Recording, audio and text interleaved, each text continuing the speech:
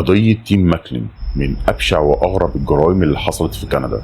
جريمة لحد دلوقتي لسه الناس بتتكلم عنها ومش قادرة تصدقها. مين هو تيم ماكلين؟ اسمه تيموثي ريتشارد ماكلين، شاب كندي اتولد يوم 3 أكتوبر سنة 1985 في كولومبيا، واتربى في مدينة هناك. كان شاب طيب وهادي والكل بيحبه، وفي يوم صاحبته اقترحت عليه انه يشتغل معاها في الكرنفال اللي بيلف مدن كندا كلها. الفكرة عجبته لانه بيحب سفر المغامرات، وبالفعل اشتغل معاها ولف مدن كتير وعاش تجارب مختلفة واتعرف على ناس في كل مكان. لكن مع الوقت السفر الكتير تعب تيم، وقرر انه يسيب الكرنفال ويرجع حياته العادية ويدور على شغل ثابت. وفي يوم 30 يوليو سنة 2008 كان دي اخر رحلة ليه مع الكرنفال. وقف في مدينة ادمنتون واللي بتبعد عن بلدته مسافة طويلة. قدامه حلين، يا اما يركب طيارة وتوصله في دقايق، يا اما ياخد اتوبيس ممكن يقعد فيه 24 ساعة سفر. وبما انه ما كانش معاه فلوس كافية لتذكرة الطيران، اضطر انه يركب الاتوبيس. ركب تيم واخد كرسي في الاتوبيس، والاتوبيس بطبيعته كان بيقف في الطريق اكتر من مرة